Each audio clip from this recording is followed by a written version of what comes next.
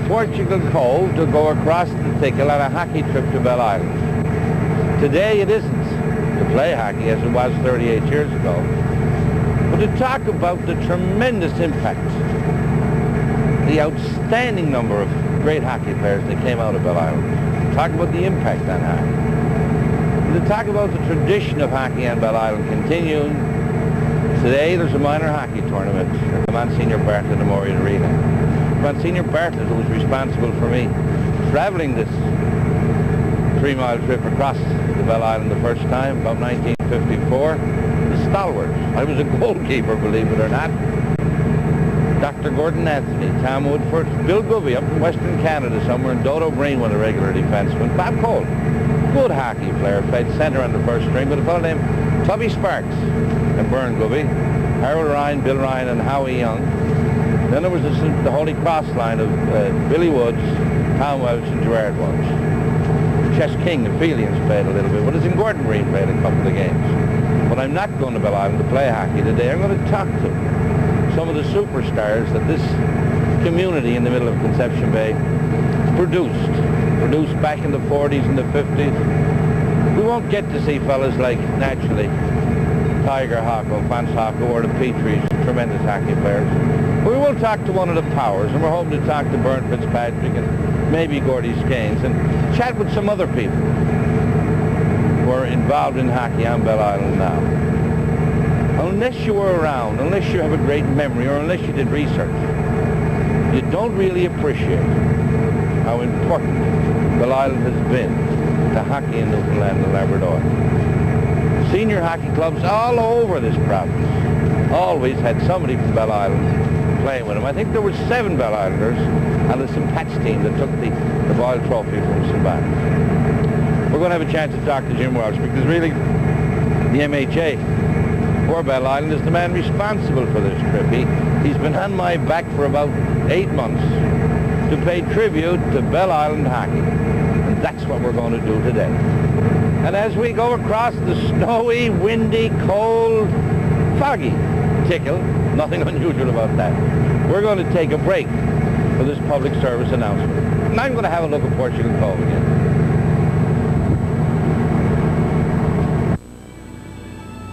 You're watching Cable 9, your community channel.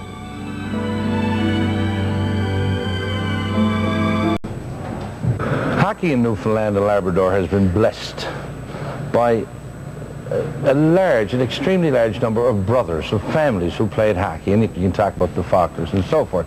But I'm saying this, on Bell Island, there were as many families involved in hockey as you want to think about. And one of the families, and in my time when I started in the business of being a sports reporter, the dominating family on Bell Island was the Powers, and I'm talking about Bill Hubert, and the fellow I'm here with today is Cyril. And Cyril, I tell you the truth, boy, first time I saw you play hockey was at St. Bon's. Because you did go to St. Bon's, you might admit it, and you look like today you can still play. I don't think you can, but good times?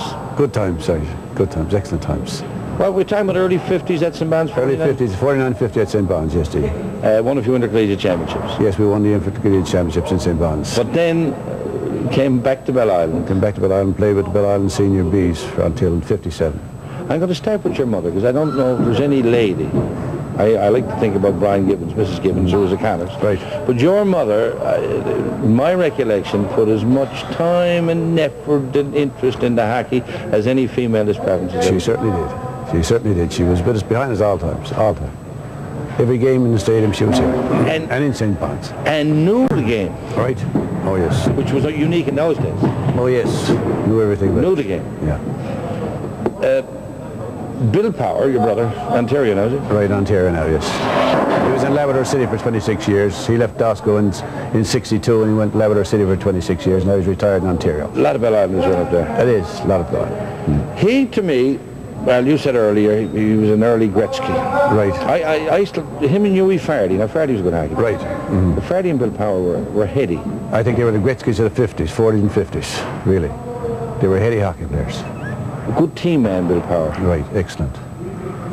Biggest championship you ever won, I would think, was the All-Newfoundland Senior B in 55-56. Right, I think so too. In St. John's. Underdogs? Yes. Went into it. As the underdogs, we came out on top. Wouldn't come to Bell Island to play it? Made you play in St. John's? No, made us play in St. John's because of the ice conditions, weather conditions, and the ice conditions, I mean, in the arena. And the money? And the money. More money, yeah. Shoot black. I would think that night you won it. There was a lot, well, Monique ought to keep how did you come back and you remember? Well, the Monique ought to keep over, we had to stay till about 3 o'clock in the morning because of so many fans over there. We had to wait till all the fans got over before we got back. Some part. Well, everyone, what people that couldn't get to St. John's to see us play were on the beaches, on all the wharfs that are with bread pans, tin cans, pots, you name it, rattling to make noise when we came back. And if we didn't get back till 5 o'clock in the morning, they stayed at 5 o'clock in the morning. If there was and now they give this unsung hero thing, but the unsung hero in that series was Joe Penny, as far as I would say so too, yes.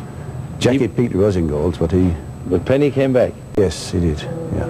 They cut poor old Joe adrift and brought in Petrie. Was it Petrie's name? Petrie, Jackie Petrie from Nova Scotia, yeah.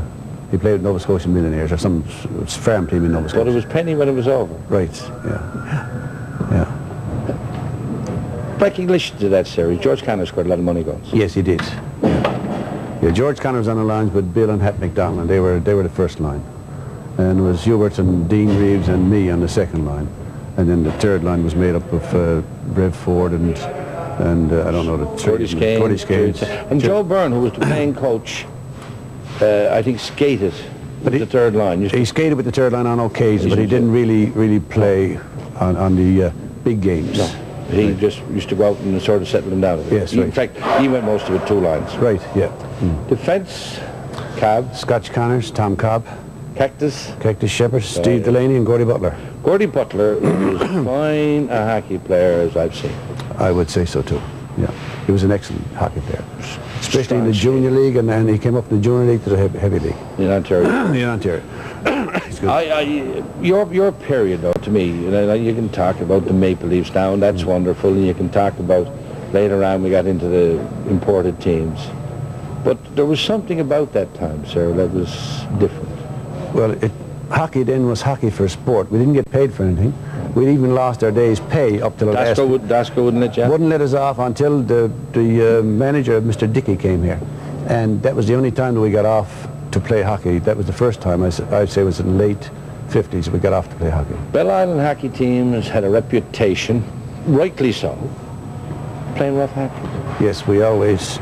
But we played rough hockey in our junior league here, in our own leagues here. They tell me that when West Mines played the Rangers, it was harder than all of them. Well, we got hurt more often and cut more often in the local than we did with these teams outside, like St. John's and Gander, Grand Falls, Cornerbrook, whatever the case might be.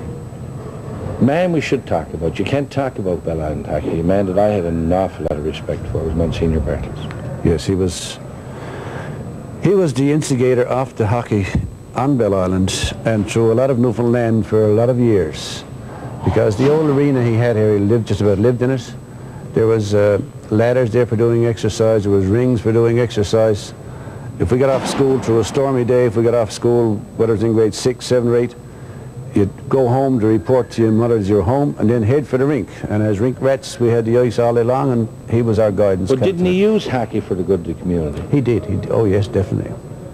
There was no boys' club. There was no, but the hockey and sports field, he owned the sports field also. I had an awful lot of respect. He never got over when they booed him at the St. Ban's Forum. No, because of the... Yeah, he went that time and... Yeah, I remember. I was there then. Yeah. I don't think he ever got over it, sir. No, I don't think, because he was looking at the ice or something because the ice wasn't fit to play on, and they booed at him, so I think that he just said, well, that's it. Wouldn't go there anymore. No, but I think he was a sensitive man that people didn't realize. He was very sensitive, yes. Very sensitive, but if you were a hockey player or you wanted to participate in any kind of sports, if there's $1 available, he'd get it for you. I said at the top of the show that I came over here in '54 to play with the Stalwarts. You must remember. I remember you playing with Stalwarts, yes, in goals with your... You got 19 on me one night. All your regalia on you. 19 one night. And the puck still got in. I say 19. Right. Yeah. I used to go up and talk to him after the games, and he knew what it was all about. Oh, yes. Up in a little office. That's right. That's right. Same here now, still some hockey for the fellas, and that's good. It is, oh yes. But I'm still producing hockey players, put it that way. And every town you go into in Newfoundland, whether it be Labrador City or Grand Falls or Cornerbrook, there's always a Bell Islander on the team. Yes, and in Ontario. And Ontario, and like Harbour Grease emancipated from Bell Island and the Faulkners. Tom Cobb, Jack Vertigan. Yeah. Remember it? I remember that night, yes. It was 2 or 3 of our fellas after going out and getting cut with Jack Vertigan's elbows. Well, he had, in all fairness to Jack, he had difficulty because he was so big. He was so tall. Accidentally. He made it look accidental anyway. And we had a doctor with us who didn't believe in coming off the ice, so he'd reach out of the penalty box and sew us up on the ice, 2 or 3 stitches, Dr. Egan. And he sewed up the first few players. And then the third one came in, and Tom Cobwell said, that's enough of that. So he went out, and Jack Vertigan got into a conflict with him, and he ended the night for Jack Vertigan. I was here the night, later on I'm going to talk to Brian Fitzpatrick about it. Yeah. I was here the night the Cobb put Meeker out. I was broadcasting the game, and you were a fan. I was a fan. Well, I'll say that for most, let Brian talk about it. Right. Cyril, it's good to see you, boy. You're one of the good people, and the 2 people that we talked about that I have a lot of respect for, who I always had it for, was your mother.